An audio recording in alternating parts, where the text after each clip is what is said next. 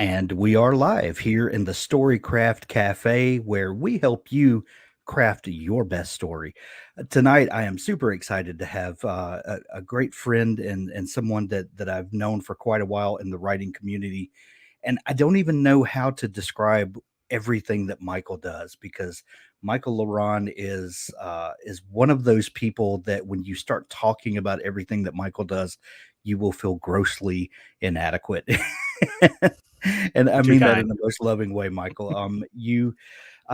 Is it safe to say that kind of the umbrella for everything that you do does it kind of come out of author level up? Yes. Oh, so what does author level up mean? Well, it's an idea that I came up with in 2014, and it was about what are the things I can do today to level up my writing craft, Right? level up my marketing, level up my business, level up everything about me. I used to be a big gamer, and so leveling up, I thought, well, it'd be kind of cool. Marry two things that I love, author and level up.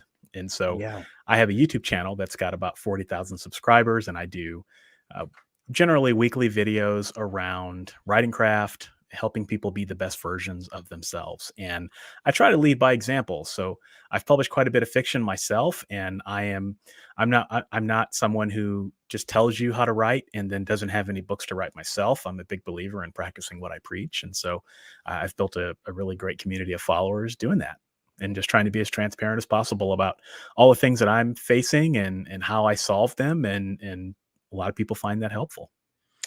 So I started podcasting around 2014 as well, and it was an outgrowth of my writing life. And the initial idea was that if you want to be really great at something, then surround yourself with other people that are really great at something. It's kind of the advice that your mom gives you. Mhm. Surround yourself with people that are better than you, and try to be like them.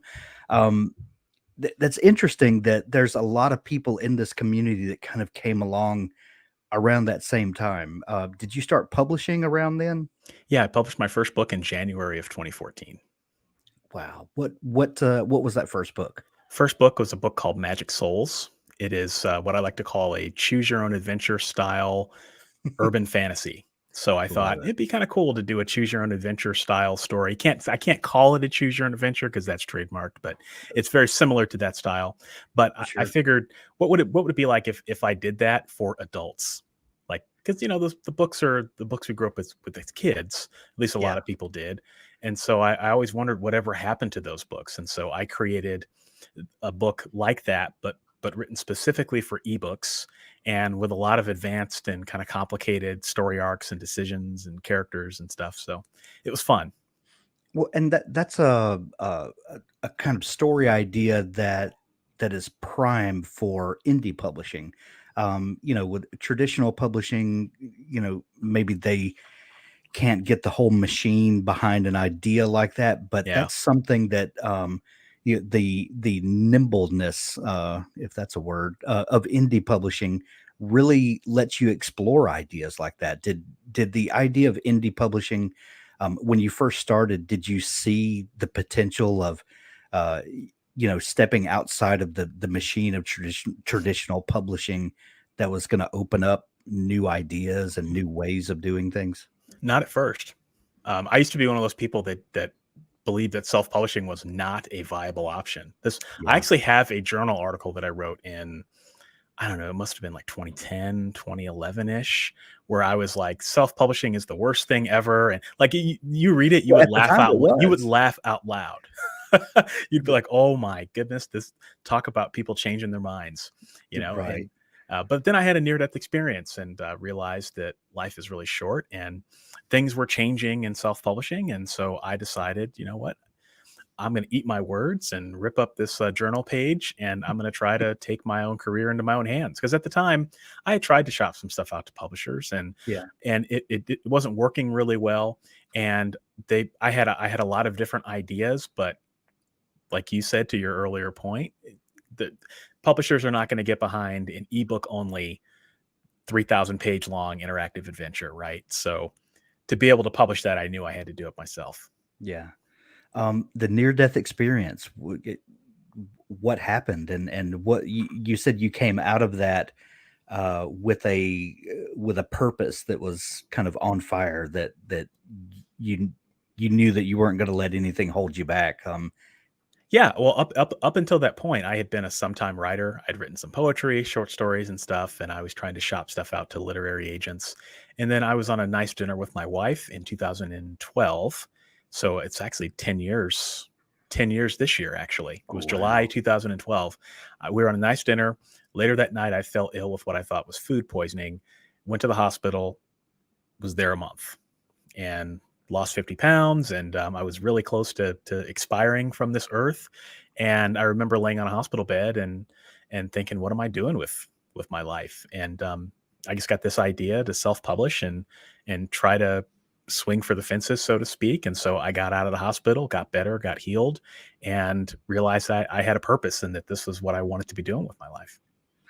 Fortunately, there was a sea change in publishing around that time, Yes. where the birth of the Kindle had happened, a couple of years before, but really didn't start getting mainstream acceptance until 2012, 2013, which also coincides with KDP and the platform that then allowed authors to get their stories published to this new audience of readers. When did you start hearing about that, and when did you realize that the self-publishing of that time wasn't exactly the self-publishing that you were thinking about a couple of years earlier? Because in a lot of ways, what you said earlier was true for the way self-publishing used to be, but there was a change, and it was no longer the pay to play sort of Mhm. scenario. Yeah, I found out about the new world of publishing shortly after I got out of the hospital, was when I discovered the Creative Pen by Joanna Penn. And so, Love Joanna. yep, that and the Alliance of Independent Authors were, I found them right around the same time, and that's when I started to open my eyes. Wow. So you published that first book. You have now, at this point, looking back, how many books have you published now? I am working on book number 81, and I'm almost done. That's insane. That is insane. You publish fantasy, urban fantasy, science fiction. What was your initial draw to science fiction and fantasy? I've always been a science fiction and fantasy fan. If you cut me open and bleed me out, I'll bleed science fiction and fantasy stories. So I played a lot of video games growing up, read a lot of fantasy books and sci-fi books growing up, and so that's always how my mind was built. The type of stories that I wanted to tell were almost always a team of good guys fighting against a team of bad guys, and the good guys win in the end. And to me, that is the classic definition of fantasy. Not so much sci-fi, depending on Yeah. what subgenre you read. But I just enjoyed that, and so it was a natural fit for me to step into sci-fi and fantasy. What's interesting is that most people, when they write and publish that first book, um, there's so much of their personal life invested in that first story, and it seems like all of their hopes and dreams are hinging in this first story. Now looking back over 80 books, do you kind of chuckle at those ideas of, the how do I say this, the purity of the art, that there's this one story that's inside me, and it's the thing that defines me, and now you're looking at, well, I have 80 stories now, and there are probably pieces of me in all of those. Yeah. How do you feel about, amassing a body of work, and it, being representative of who you are? I'll tell you this. I don't think I've ever told anybody this. So Okay. when I first started publishing, when I was writing my first book, the first book took me like 18 months. And I remember I had a journal, like a daily journal of everything that I was writing, everything I was doing. And I remember doing like a planning session on like a Sunday afternoon at a coffee shop. And I remember this so vividly. I thought back in 2012, if I publish 10 books by the time I die, I will be enormously happy and die a happy man. And I was like, wow, I had no long term, no long-term thinking at all. I mean, ended up publishing 10 books that year, let alone, trying to project out 10 books in my entire life. So, yeah, just when I think I have no more ideas, there's always another one. Always. And I think part of that is because I'm always on the lookout for ideas, and I know I've gotten really good over the years at being able to meet a new person or come across a new concept and think about how that could translate into a story. And I've also been very good about always reading, consuming new content, keeping that creative well full. So that honestly, I don't think that, I mean, maybe it could happen one day, but I really don't think that there will ever be a day where I don't have ideas. And to what you said earlier, yeah, every idea is certainly a part of me in some respect. It kind of reflects maybe some things that were going on in my life at the time, or parts of my philosophy on life, or maybe I ran across some guys in the airport the other day that were just grade A jerks that inspired the idea for a series that I'm going to write next. So I'm always on the lookout. I've always got my little tentacles out there, bringing in ideas and mixing them together, and it's a blast. Well, writing 80 books, having a wildly popular YouTube channel. You also hosted, you've been involved with a number of podcasts through the years. Um, your the podcast that you sunsetted last year, that you went to like 160 Something like episodes that. or something like that. Yeah. Um, and you, I remember the last time we talked, you were going to law school, on top of a full time job, on top of publishing, on top of podcasting. Um, you know, some people would say, how do you find the hours in the day? But you're allotted the same 24 hours that the rest of us are allotted. How do you approach your day so that you can fit in all of the things that you need to fit in? You also have a wife and daughter, that are going to need some attention as Yeah. well if you're going to stay happily married. How do you look at your day? Let's ask it this way: how do you look at your day differently than you think other people do? Because you've got the same 24 hours the rest of us do, but something is different in your mind, the way you see the hours that you have allotted. Well, the first thing I do is I always make sure every morning that I cut a hole in the time space continuum. And that way I can get 7 days out of 1 hour. Right. No, I'm, but I'm gonna I'm gonna need detailed bullet points on all that. right, I'll write a Yeah. book about it. So, well, how I look at the day, that's a really insightful question, Hank. I guess for me, I've been religious over the last decade about cutting out things that are not important and that are not a priority. So I don't watch television. I don't play video games anymore. I used to write music and play guitar and piano and sax. I don't do any of those things anymore. I barely even watch the news. I mean, you would be Well, shocked that's at, probably healthy, yeah, it's honestly. probably one of the better things I've ever done, actually. Right. But you would be shocked at how little I do things that like a normal person would do. And so all of that time that I spent doing those things now goes toward writing. And I've also invested in technology and in automation. Those have been amazing ways to help me get way more out of my day than most people do. So, for example, I think you and I talked about this when you had your last podcast. I write on my phone. Yeah. So when I was on the airplane, I just got back from New York City. I was at the Writers Digest annual conference. And when I was on the plane, I was writing a chapter, and I was able to finish a chapter while I was on the plane up in the sky. And a lot of people would probably just be on their phone checking Facebook or doing something, but they wouldn't be writing a novel, right? So automatically that hour and a half that I was on the plane, that was productive for me. I have a little voice recorder. I don't know if you can see it, but I've got this little voice Yeah. recorder, and I ended up being stranded in the airport. O'Hare Airport is my least favorite place in the world, but I get stranded there, and I was stuck there for an extra 3 hours. And so I found a little dark hallway, and I found a dark hallway, and I sat in the corner in O'Hare Airport with like all these people passing by, and I was dictating a novel, right? So I was on the plane writing, and then immediately got off of the plane, found a dark corner, and picked up where I left off on this voice recorder. And that netted me like 1,500 words, right? So Wow. those little things add up, and it's also about finding that lost, it's almost like reclaiming your time. And I've Right. done this. I've done this in the car. Like my wife had a doctor's appointment and I couldn't go in because of the COVID policies. So I sat in the car and I dictated for like 20, 30 minutes. I've written on my phone in the grocery store, stand in line for checkout, in the backseat of Uber cars. So I look at every day and the things that I go through as an experience to be more productive. And 100 words here, 50 words here, 2,000 words here, it all adds up. And then at the Right. end of the day, I have more words before breakfast than a lot of people have for their entire day.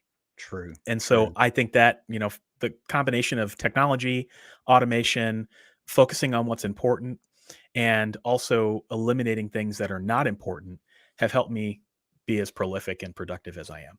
Yeah.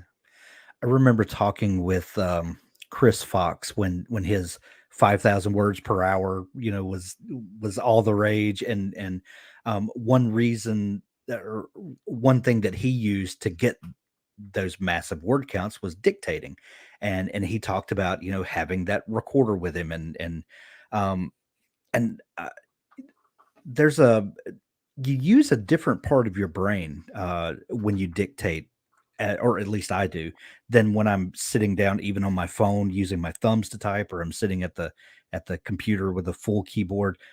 It's a sometimes it's a subtle difference, but sometimes it's a dramatic difference in the Yep. way that you think about the story and thinking through your fingers versus imagining the story and talking it out. Was that a difficult transition to make for you? Yeah, it wasn't easy in the beginning. I think a lot of people get discouraged by dictation because they hear themselves and they think I sound like a terrible robotic person, Right. But if you actually listen to my dictation sessions, they are just as robotic as yours probably. Yeah. I I like to dictate while I'm doing dishes too. So I'll be doing dishes and I've got like this little harmonica neck holder and Yeah. I put the voice recorder into the harmonica neck holder so that the voice recorder is like inches away from my mouth while I'm doing the dishes. So, I kind of look like Darth Vader and I can only From move Bob a certain Dylan. way. I can't bend over or anything like that because it'll be weird. But when I'm doing that, I'm dictating and I'm saying half a sentence, thinking for a couple seconds, finishing the sentence. Up, I made a mistake. Go back. I have a way of doing that, and then yeah, it's a little robotic. It's a little choppy. It's not as fluid as some people.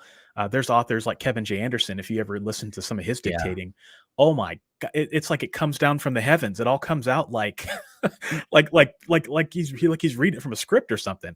I can't do that. I mean, at least I'm working up to that. I one day hope Yeah. I can get there, and it's like riding a bike. Once you learn how to do it, you never forget it, but you have to get comfortable with it. I've never heard any of Kevin J. Anderson's dictation, but we've had conversations about it, and I love his idea. He's like, well, I just go out for a hike, and when I Yeah. come back, there's 2 chapters ready to go, and He is the master at it. It's if you ever 100%. get a chance, listen to some of his raw files. He just did a Kickstarter, and I funded it. And one of the bonuses was you get the raw audio of Oh the wow, novel that he published, and it's unbelievable. So that's something to aspire to crazy. for sure. But then you listen to it and you get mad. It's like, Yeah. oh man. And does your family just do they just eventually? Well, that's just one of the things that Dad does. He does dishes and Oh, he talks and looks to 100%. himself. Yeah. I do some really weird stuff when I dictate too. So, like I said, I talked about using technology. Yeah. I have a stop word. So, like if I make a mistake, I'll say Pikachu period. And so then I wrote a Microsoft Word macro. So every time it sees the word Pikachu period, it just deletes that whole sentence. So that way I don't have to worry about going through and cleaning up. And then when I get interrupted from someone, like I said, I'm dictating doing the dishes and my daughter walks up to me and needs something, well, if you stop and you start talking to the person that's interrupting you, all of Right. that ends up in your recording. Right. So what I do is I created this thing that I do. I stop and I say Bulbasaur, and then I'll talk to my daughter, and handle it, whatever. And then the Microsoft Word macro, when I go back, I'll say Bulbasaur again. And then the macro will eliminate everything between the two word Bulbasaurs. So it That's sounds fantastic. super weird when I talk, like the other day I was at Chick-fil-A because I Yeah. was getting lunch for my daughter and I'm dictating and this person comes up and says, "Excuse me, sir." So I had to say Bulbasaur, then roll my window down. So people are probably like, "What is this guy doing, man? This is so weird," but it works. So, And but you got to you eventually learn how to do stuff like that on the right. fly, and it becomes second nature. And my point is that if it sounds complicated, it is in the beginning, but if you become more comfortable with it, just like you become more comfortable learning how to sit down and write a story. Right. Right. The last time that we talked on a podcast was right before COVID happened, and a lot has happened in the world since then. One thing that I've enjoyed asking people was writers live and work differently from everyone else in the world. Most of what we do is in a room by ourselves with a computer, except for you. There's doing dishes and all of that. But how did the COVID lockdowns and that whole thing that we experienced the last 2.5 years, how did that affect your creative life? It was tough in the beginning just because you didn't know what was going on Yeah. and didn't know how it was going to impact the future and my health and health of the people that I love and all of that. But once I got past the initial shock of like the first 90 days or so, it was amazing. And it sounds weird to say that, but the reality is I was stuck at home in a room. I had an excuse to be in a room and make stuff up. Right. So and Right. and and book sales, I don't know about other people, but my book sales went up at least in the early days of COVID. That was awesome. And also I got a lot of speaking engagements because there were a lot of places that couldn't meet in person. And so now a lot of conferences have virtual components and that's great because you don't necessarily have to travel. So Right. it's been overall for me, I would say it has been a net positive. I know that that's not true for everyone, and certainly am sensitive to the ravages that Of that course. COVID has had, without a Of doubt. course. And it's in fact it's certainly affected my family negatively as well. But as far as the writing, it has been very favorable for me, and I've been very fortunate. Well, it's one of those things that I don't know that I've met anyone that hasn't been touched by COVID in one way or another, Right. extended family or a job situation or something. So it's this interesting cultural touchstone that we're going to be able to draw from for the next couple of generations, probably. That it's an interesting thing. I'm really interested to see how it starts coming out in stories because I've only met a handful of people that have specifically referenced the COVID time period in their stories, but there are a couple. But I'm going to be interested to see kind of metaphorically how it comes out in stories. It's going to be interesting, I think. Yeah, I think that a lot of people who live through it don't want to go back to it. Right. And I think that my grandkids will be a lot more interested in what it was like. That's Yeah. that's the theory I have. I think people who went through it, they lived it, they don't wanna go back to it. They don't wanna think about, Right. March Right. 2020 again, but I do think that there will be an interest in young people who wanna know what it was like and have a lot of questions or, some producer 20, 30 years from now who wants to make a movie that's set during COVID and, Right. it's a super hyper realistic period piece, right? I think that's gonna be fun to see.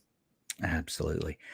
So, Michael, what new do you have on the market? What are you excited about right now? I have a piece of fiction and a piece of nonfiction that I'm excited about. Okay. The piece of fiction I'm excited about is my new Good Necromancer series. It's a urban fantasy series about a necromancer who uses his powers for good, and he uses those to keep the city of St. Louis safe. I'm from St. Louis, and so I set it in my hometown. And that series has been great. It's very well received by readers. It's 6 books strong, and I'll soon be working on book number 7. So I'm excited about that.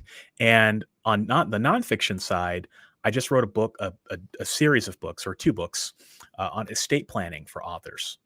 which is not a very sexy topic, but a very important topic. And there aren't very Right. many books on the topic. So, what to do, or how to prepare your heirs and the people who you're going to leave behind, how to prepare them to continue making money from your books. What happens to your books when you die? What are some things that you can think about to make sure that you continue to have a legacy that will ensure that people will read your books 100 years from now? And it's kind of a difficult topic, not an easy topic. It's a complicated, multifaceted topic. But I did a lot of research, consulted with a lot of attorneys, and put together what I think are the two most comprehensive books, one for authors and one for the people that will be their heirs. And so those books are called the Author Estate Handbook and the Author Heir Handbook. So very excited about those. Fantastic. Those are I can't think of a better topic for.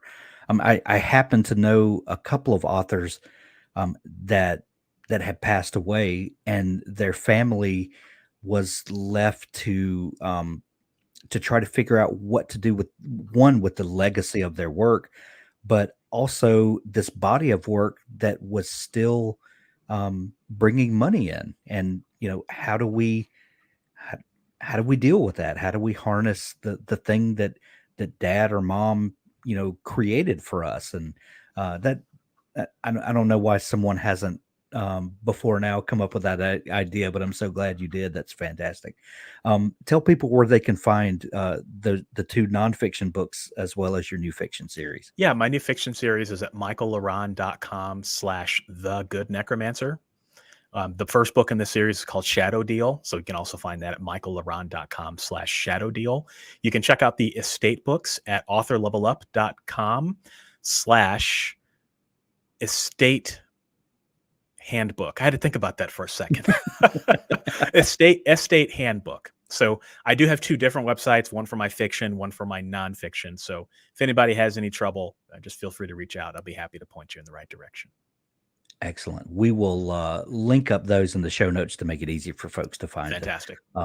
as well.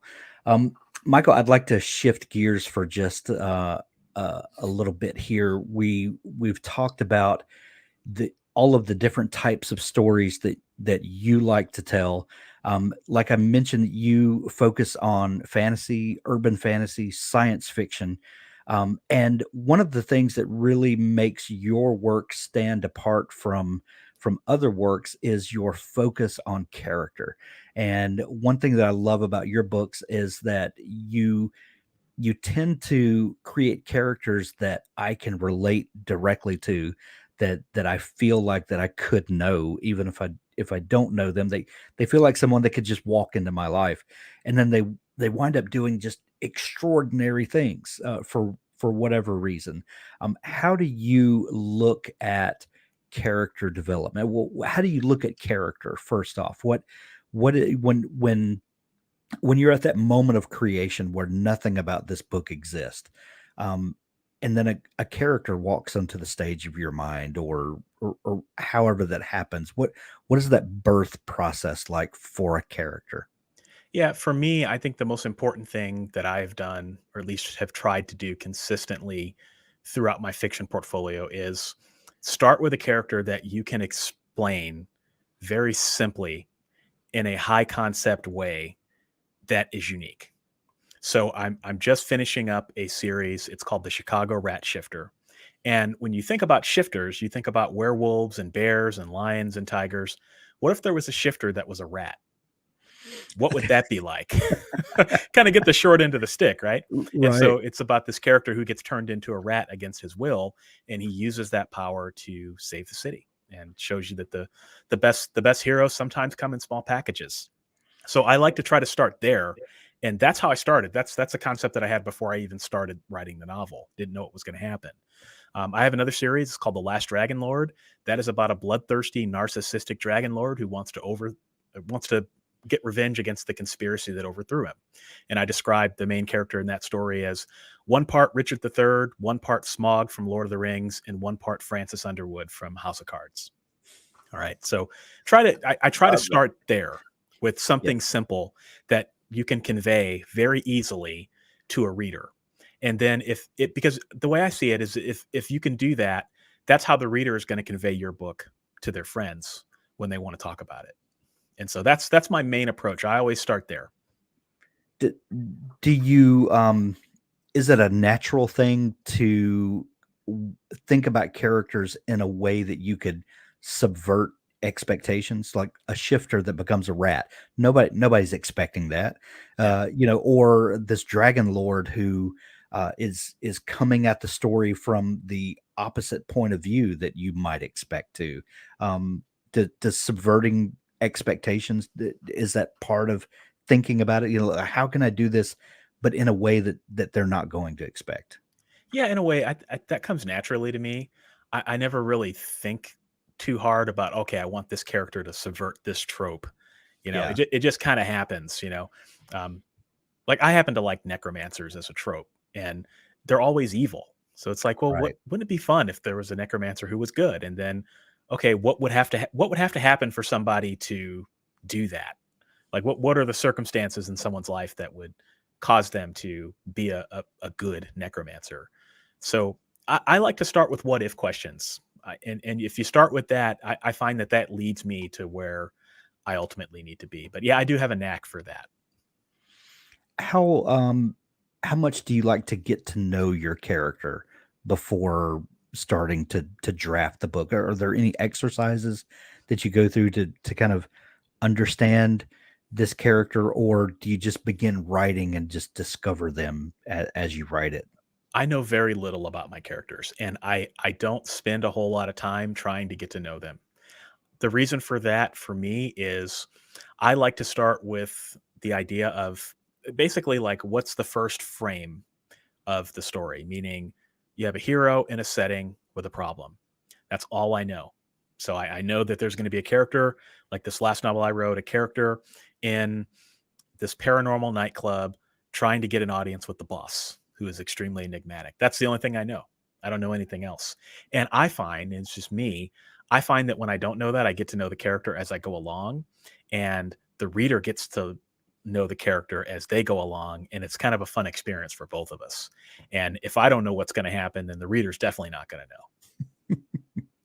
Um, I'm that way a lot, in that I can have an idea for a story. I've got really some ideas that are just kind of turning over in my head, and I just begin writing, sometimes 2 or 3 chapters, and in the writing, I discover kind of who this character is, and a lot of times I'll discover, um, kind of the main motivation for this character, or the thing will reveal itself that this character is really after. I might Mhm. think that I know what the character's after, but it becomes more obvious in the writing. D do characters for you, sort of define the plot? Yeah, my stories are always character driven. There's always a character conflict in the center of the story because for me, I think that's why readers primarily read. So the novel I'm writing now, it's a story about a brother who's trying to save his sister from being infested with a demon. And so the story is really about the relationship between those two and what he would do to help her, even if that means resorting to the dark side to do it. And I center the story around that. And yeah, I think character is ultimately why people read, and it's ultimately why they buy books. So I could sit here and tell you that I wrote a novel about a character who navigates the seedy underbelly of Chicago, and that's interesting, right? But if I told you that that character happens to be someone who can turn into a rat, well, that's a little bit more interesting. And if you buy that, if you buy, meaning you accept that premise that this is Yeah, an interesting idea, and you like the character, you're not going to buy the next story because of the story. You're going to buy the next book because you like the character and because you want to right. spend time with the character and in the world. So I 100% believe that because if you, I look at my own preferences, like my own favorite franchises Mhm. over the years, and I really don't remember that much about the stories. I remember how the characters made me feel. And I think readers read that way too. I don't think I'm unique in that regard. Um, main characters aside, you talk about writing stories with demons and necromancers, and we talked about the assumption that people come to about necromancers. But what if I tell it this way? Um, when you're dealing with other tropes or things that we kind of assume that people are going to understand, like when you say demon, that brings a whole set of baggage with it. You know, the predetermined Mhm. characteristics about it. Um, do you do you tend to go with let people's expectations kind of carry forth, or do you start looking at different ways to portray every character in your story? Like main character aside, how do you then go about casting your book with the other characters that make up the story? That is a great question. So I did an exercise with one of my series a few years ago. And this was after I wrote the book. I didn't write the book with this in mind. But I Yeah. wanted to see, all right, so I asked almost this exact same I asked the exact same question that you asked me to myself, which is how often am I subverting tropes? Right. And what I found is I went through one of my novels and literally, and I'm not kidding, it took me like almost a week to do this. I pulled out every single trope. So I made really good friends with tbtropes.org and I found probably 3 or 400 different tropes and I put them all into an Excel sheet. And what I found was that about 80% of the time I was actually hitting that trope on the head with that, expectations. You hear the word demon, okay, it's a demon. You Right. hear the word church, it's a church. You hear the word bouncer, it's a bouncer, right? And then the other 20% of the time was when I was subverting something. So, like the main character, maybe one aspect with the villain, maybe a plot twist here and there. And I found that subconsciously, I'm really only doing it about 20% of the time, if that. Every other time, the other times, I'm usually right within what readers would expect. So, Interesting. yeah, I thought that was really interesting as well, and I bet that would be true with my works today. So, what I would just say is, I think if you try to subvert every single trope, you just come off looking silly. Right. I mean, Right. you can go too far, just Yeah. like you can also play it way too safe. And to me, that tends to be the ratio that I found works for me, and that also those tend to be the series that do well. Well, it seems to me that if you try to subvert every trope and you're just constantly trying to throw the reader off, it's going to come across as hacky. Yeah, Like just, though, he's just trying really, really too hard. too hard. Sometimes just let the story be the story and let people go along for the ride. That being said, to properly subvert a trope, you have to understand the tropes a lot of times to That's right. because you don't know um, you don't know how to properly do it if you don't know what the reader expects. So, how do you stay um, well informed uh, of what readers will expect from your genre? Yeah, the first thing I do is I make sure that I read widely in the genre that I write, which is urban fantasy. That's the genre I've committed to right now. I've been committed to it for probably the last 5 years or so, and I Yeah. don't see that changing. And by reading as widely as possible, that's going to help you because subconsciously you're going to soak in the Right. ideas, right? And you're going to soak in, okay, if a character goes into a warehouse in the middle of the city, that's probably likely to be abandoned, might be a hideout for a gang of paranormals or something like that. Like if you said that, no one who reads urban fantasy would bat an eyelash. Right. And so you start to absorb stuff like that subconsciously. When you put a werewolf in a story, you tend to know what kind of connotations people are coming to the table with. Same thing with any other kind of supernatural creature. And so you start to understand that and it just comes out of your fingertips subconsciously. Because that's the important thing is just to tell a story.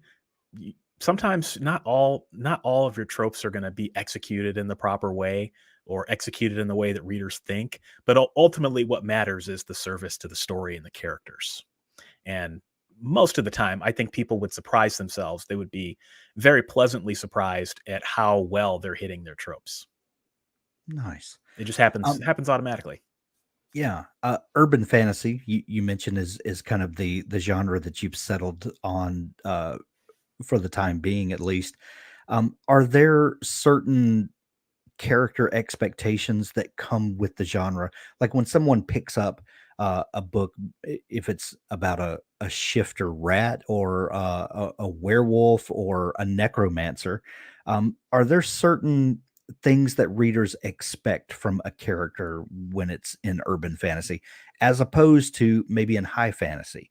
High fantasy, Mhm. people expect a paladin to act a certain way. Right. Do people expect certain behaviors from characters in urban fantasy?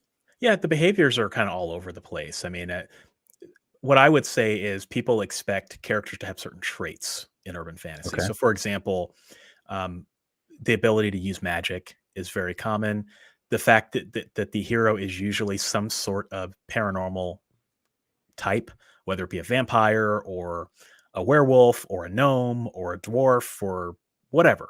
You pick your poison. There's lots of mythological creatures and paranormal creatures that a character can be, or a wizard or a witch, you name it. Right. And then also that the character has some sort of profession.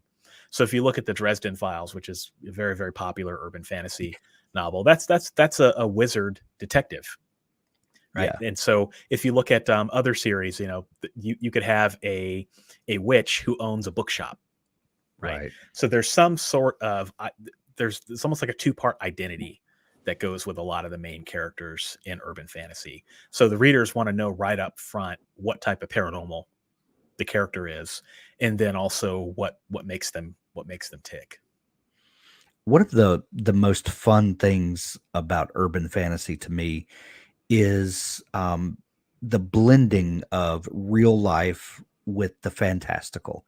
And I always have loved the ideas of um, the thing behind the story. Like you watch the evening news and you see that a building collapsed. And the idea that there's something behind there that's not recognizable with the naked eye. That just, I love that, the idea of that, your imagination just runs wild.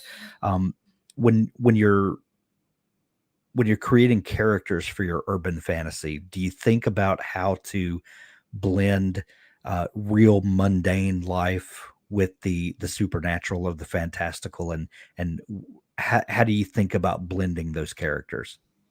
Yeah, I think about that all the time. The big thing for me is I'm always asking, what does my main character need? And that typically dictates the type of team you build around them in terms of supporting characters. It dictates the type of villain that is going to show up for a particular novel or a particular series, and the types of characters that the villain has around them. And all of that is critical. And then also, the thing about urban fantasy is that the city is also a character. Right.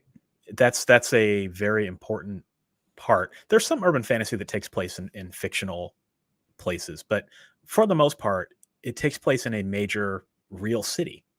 And that's also a critical part. And just making sure that you understand the city and the history and finding things in the city that people would be interested in or not know about, I think is also critical. you, you talk about the city or the place as character. um what is it specifically, like in a place like St. Louis, where the good necromancer takes place? What St. Louis things do you characterize? Yeah, I mean the thing that I always when I was growing up, I used to always roll my eyes when people would come visit to St. Louis because the first place they want to go is the Arch. The Arch. Yep, that was So the first thing that I thought. it's the Yeah. first place. So okay, I have to set the first book in this series at the Arch. And the Arch actually plays a major role in the story. I mean, without spoilers, but so you kind of have to. I mean, I like starting there. I have a series right now, like my Chicago Rat Shifter series, where it takes place in Chicago, and Chicago just has so much interesting history. Yeah. There used to be a series of underground tunnels underneath downtown Chicago, and there would be trains that would run to transfer trash and transfer um, freight and all of that underneath the city. Wow. And it was a really, really interesting. development that was built in the city in like the 1800s. And that's That's no just longer, asking for an urban fantasy yeah, series. asking, because those tunnels, now you can't get into them, and they flooded in like the 90s, and it was like a huge a huge thing for people who live there. And Chicago is one city that just has so much just amazing history. And so if you can Yeah. find things like that's the sort of stuff you want to find, and then take that and blend it with the mundane and the paranormal. And oh, people don't know that there were these underground tunnels in downtown Chicago, and that's kind of interesting. There's another there's these grain silos that are in Chicago. It's called the Damon silos, and they're abandoned now. And it's kind of like this really kind of scary, dangerous place where people do a lot of urban exploring. And I was like, Yeah. okay, what would it be like if I set the final battle of this story at the Damon silos and these abandoned silos? Like, what would happen there? And what would it look like if you were on the inside? And so it kind of becomes like this voyeurism for people, like, oh, I didn't know that those were there. Or people who live in Chicago pass by that every day and didn't know. It's like, oh, that's interesting. So like it's finding little things like that intrigue people about the city, and sprinkling in just a few of those per novel. And if you do that over a series, then people start to associate the city, and they really do start to see it as a character. Nice. When you're writing urban fantasy, there are these character archetypes, these kind of high level character uh, descriptions that you work with to begin with. Wizard, dragon, shifter, werewolf, that sort of thing.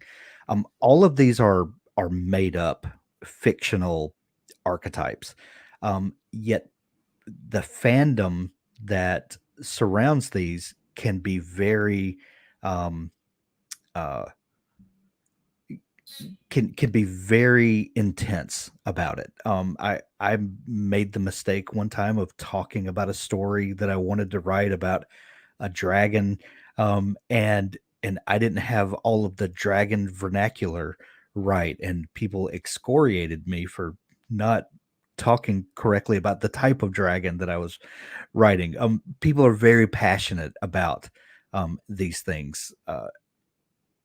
Are there things that you do to um, kind of acquaint yourself with what the standard is in fiction at the time, and then um, do you find ways to and this kind of goes back to subverting reader expectations at the beginning, but talking about specific character traits or archetypes, are are there places where those things are set in stone, and are there places where you have some leeway um, to shake things up a bit? Yeah, you're asking, where are the landmines? How do you Yes. avo how do you avoid the landmines, right? As I'm stepping around the landmine to Yeah, ask about landmines, right. exactly. So I would say urban fantasy tends to be pretty forgiving, as long as there's magic, as long as it takes place in a city, as long as that magic is generally hidden from the public, although sometimes there are exceptions to that. You can get away with a lot, but you gotta have paranormals in it too, in Yeah, some respect. I mean, if you try to write a story with no magic and no paranormal elements in it, and try to call it an urban fantasy or a yeah, that's paranormal not urban romance, fantasy. it's not gonna Yeah, work. It's not gonna yeah. work, right? You So gotta at least have a good ghost story in there somewhere. exactly, and even that you gotta go further, right? Right, Because then you can make an argument that it's still not urban fantasy. It could be suspense or a right. ghost story. So yeah, for sure, there are definitely landmines out there, and the best way you can get around those is to read in the genre. Because if you've never read urban fantasy and you sit down to write an urban fantasy, of course you're going to step on a few, Yeah, and readers will know it and they'll see right through it. Another important thing to understand too is to understand how to visualize the different elements of your story on the cover.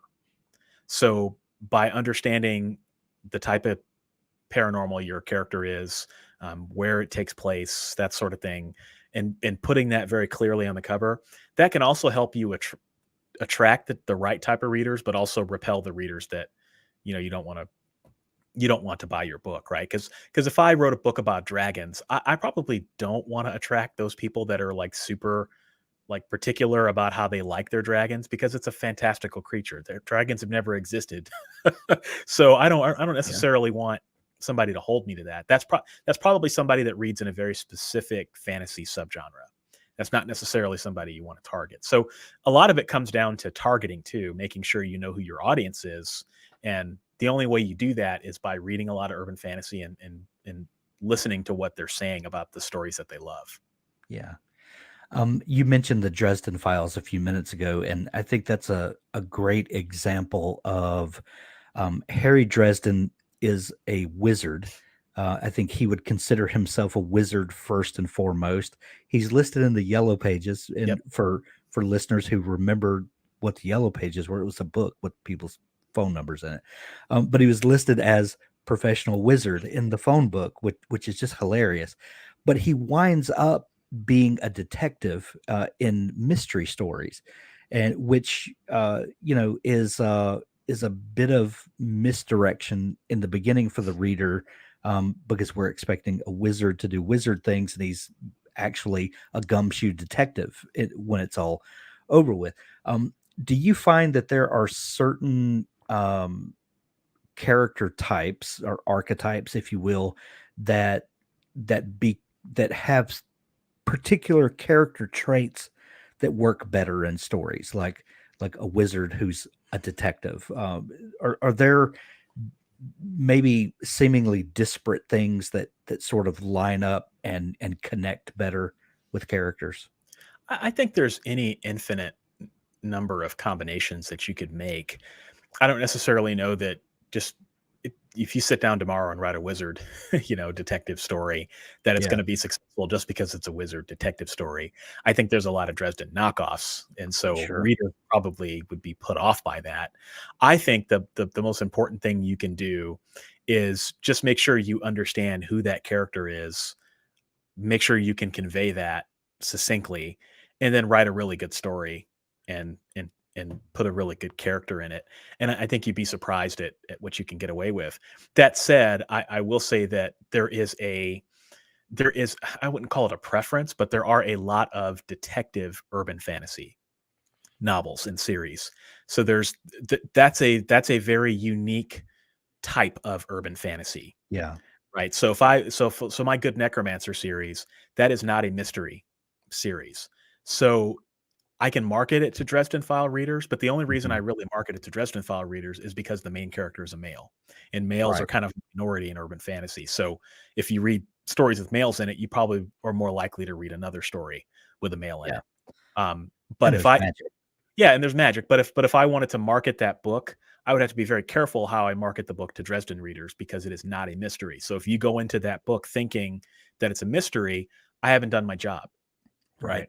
So there's a lot of different flavors and subgenres of urban fantasy that you also have to think about. There's mythological urban fantasy, there's detective urban fantasy, there's dark urban fantasy. I mean, you can there's a lot of flavors of it, and so being aware of that will also help you avoid those landmines.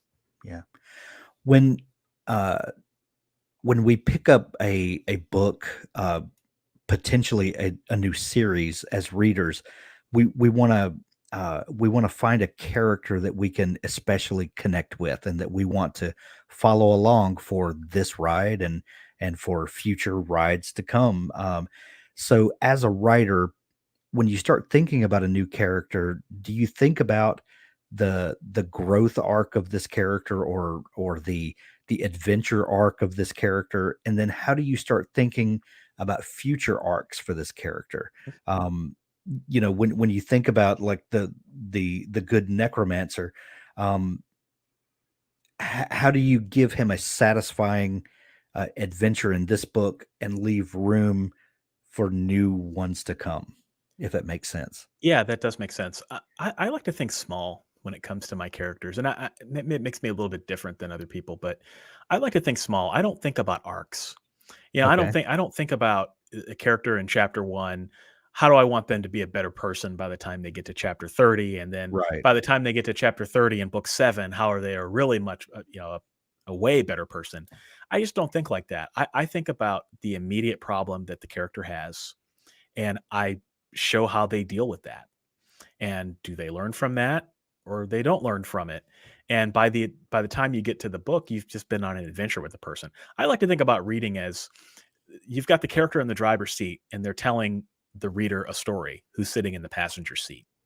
And you don't necessarily know what's going to happen on a road trip.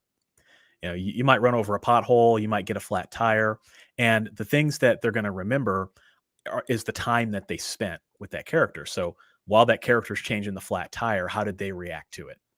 Right. So that's how I think about it. And you put enough of those moments in your stories and it becomes an arc. But I don't sit down and intentionally try to do it. For the same reason I don't sit down and intentionally try to say, all right, I've got this friend and he lives next door. And by the end of next year, I want our relationship to be at this level, you Sure.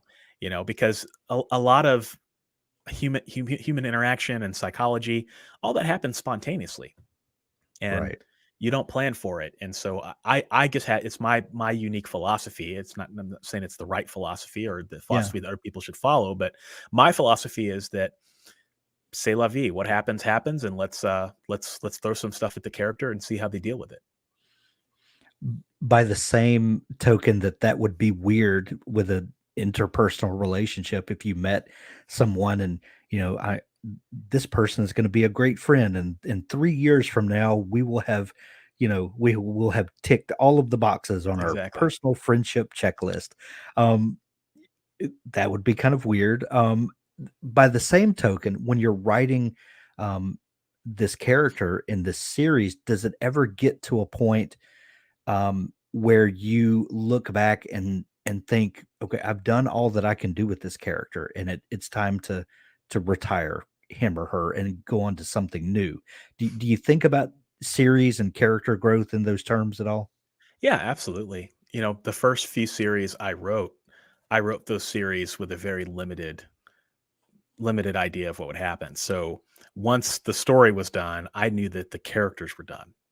And lately, I've started to write series where the character has a lot more potential than just what's in the first few books.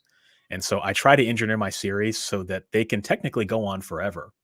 And that's great because if lightning strikes one day and I get a series that does amazingly well, oh boy, Yeah, it's going to do a lot better if I got 20, 25 books, or I can right, go on forever. And so I try to think about the character and the team around them and how I could sustain this forever if I wanted to. But then if I ever do want to cut it off, I can write that novel that will wrap up everything and kind of be a swan song for them and end on that note. So it gives me some flexibility. It's better to do it that way than to do it the other way around and then wrap up a story and then realize, "Oh, I think I do wanna continue telling the story." And then you kinda have to do some singing and dancing to figure out right. how to jump through hoops and make it work. I've seen some authors do that and just kinda falls a little flat. So better to start wide and then you've got the option of staying wide if you want to. In your 80 book catalog, has there ever been a character that you just thought was just the best thing that you could ever create? And if so, when that character series was over, or maybe it's the one you're currently writing, was there a grieving process for leaving that character? No, I don't have a grieving process. I mean, when I'm done with my novels, I forget them. I can tell you what it's about, Yeah. and I can remember the names of them, and I can probably maybe remember, like, the first chapter or something like that. I don't remember my no it's criminal. If it was a law that says you have to remember what happens in your books, I would go to jail. So, when I finish a story and I finish a series, I'm done with it. I actually celebrate. I think it's an amazing thing that you created a product that stands on its own and that people can Absolutely. buy and consume, and they get everything. Because how many times have people been burned from starting a series and then the author dies in the middle of it or they give up and don't want to finish it? I think that's a thing to be celebrated and to be really, Or they really get a proud of. massive TV deal and the Yeah, series exactly. never Yeah, finishes. we all know who we're talking about here. Yeah. Yes, Yeah. that's what you don't wanna do to your Right. readers, right? And so, I find it fun and exciting, and I'm really proud of what I've accomplished, and if anything, that's how I feel. I never really feel any grief for being done with a series. I'm I always love excited about the next book. You know, absolutely, like as I'm you in, should be. yeah, I mean, I'm in the last probably 5 or 6 chapters of this current book I'm writing. I'm already thinking about the next series I'm going to start. So that's where I like to be. I always like to be in the land of the next story. That tends to be the healthiest way to approach it for me. I love it. Michael, this has been the fastest hour of just about any podcast that we've done so far. Tell people again what your current series is and what you've got coming up next. Yes, my current series is the Good Necromancer series. You can find that at michaelleron.com/ the Good Necromancer, or book one is Shadow Deal. So michaelleron.com/ Shadow Deal. Next up, I'm not quite sure what I'm going to write yet. It probably will be an urban fantasy with mythology.